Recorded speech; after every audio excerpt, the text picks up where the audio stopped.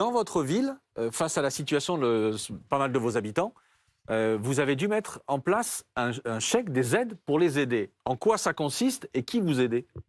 C'était un chèque pour réparer l'erreur. L'erreur, ça a été en 2022, un chèque qui a été donné, madame en parlait tout à l'heure, Mmh. madame en a parlé tout à l'heure aussi, des chèques énergie qui ont été donnés à une certaine catégorie de la population Ouais. et à partir d'un certain seuil de salaire, on n'y avait plus droit. Mmh. Et notamment, madame, 1650 €, elle l'a dit tout à l'heure, net.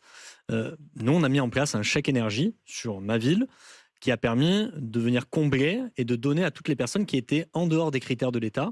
Mmh. Et on a globalement donné 50 000 € à hauteur de 100 à 200 € de chèque énergie à Mmh. toutes celles et ceux qui étaient entre 1600 et 1900 € net par mois.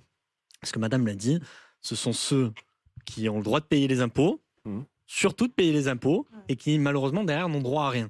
Et Pardon. je crois qu'il y a eu un loupé en Oui, mais 2022 et justement, en ça vous choque 2023 si je vous sur dis que ça. normalement, c'est pas votre boulot?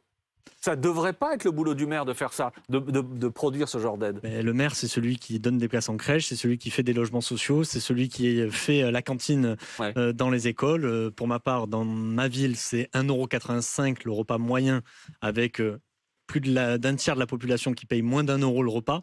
Donc le maire, c'est celui qui est à portée d'engueulade et c'est celui qui répond à toutes les problématiques du quotidien. Donc évidemment, non, c'est pas une réponse structurelle. Et c'est là où je rejoins Madame la ministre. Ce n'est pas une réponse structurelle à court terme de dire qu'on va donner des chèques. À la différence que les collectivités, on le fait avec des budgets équilibrés. Madame la sénatrice le sait pertinemment.